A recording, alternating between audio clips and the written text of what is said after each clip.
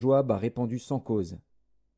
L'Éternel fera retomber son sang sur sa tête, parce qu'il a frappé 2 hommes plus justes et meilleurs que lui et les a tués par l'épée, sans que mon père David le sût. Abner, fils de Ner, chef de l'armée d'Israël, et Amasa, fils de Jéter, chef de l'armée de Juda.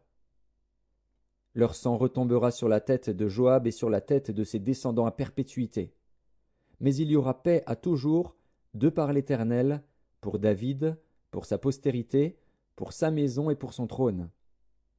Benaja, fils de Jéhojada, monta, frappa Joab et le fit mourir. Il fut enterré dans sa maison, au désert.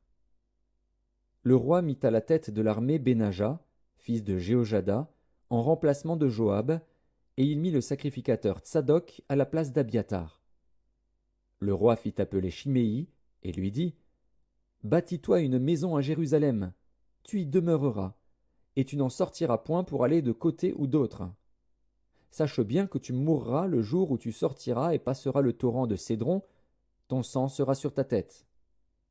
Shimei répondit au roi: C'est bien, ton serviteur fera ce que dit mon seigneur le roi, et Shimei demeura longtemps à Jérusalem. Au bout de 3 ans, il arriva que 2 serviteurs de Shimei s'enfuirent chez Akish, fils de Maaka, roi de Gath.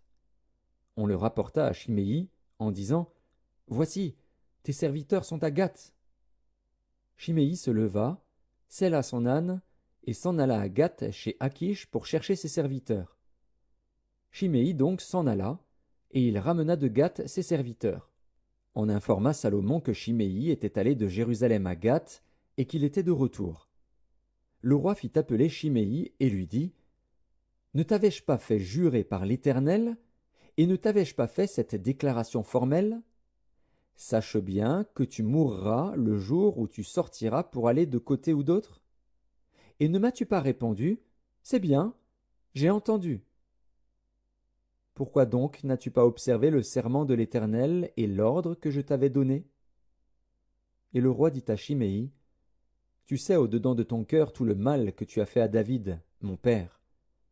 L'Éternel fait retomber ta méchanceté sur ta tête.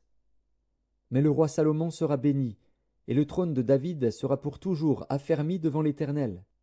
Et le roi donna ses ordres à Benaja, fils de Jéhojada, qui sortit et frappa Shimei. Et Shimei mourut. La royauté fut ainsi affermie entre les mains de Salomon. 1 Roi, chapitre 20. Ben-Hadad, roi de Syrie, rassembla toute son armée. Il avait avec lui 32 rois, des chevaux et des chars. Il monta, mit le siège devant Samarie et l'attaqua. Il envoya dans la ville des messagers à Akab, roi d'Israël, et lui fit dire: Ainsi parle Ben-Hadad,